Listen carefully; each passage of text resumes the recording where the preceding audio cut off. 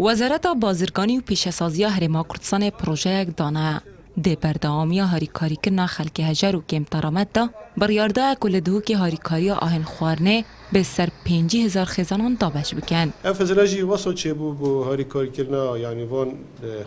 خزانت هجر و کم درآمد. جگری پارزگار دهو که ده پریس کنفرانس کیدا میکانیزم دابش کرنا وان همو آهن دیار کرو. هر خزانه کاناویول دفوان وکیلان هاتین ده 4 جورن آهن خوارنه ورگریتن. زبارت دابش کرنا آهن خوارنه اوید هاتنی ترخان کنن بو کم درآمد و هجارا. طبعا بو مستوى هرما کردستانه 4 کرستانه اوجی آره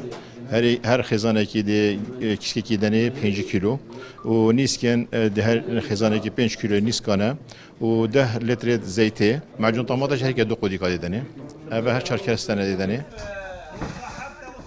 لسنور پارزگاه دو که همو خزانه به سر 13 وکیلین آهن خوارنه هاتیه دابش کرنو اوه ایک شوان وکیلای که باصل هندید کرد کنه ها همو باروان بو هاتیو جوار خلکینه بهنو ور بگرن اوه قیمه دای نفمه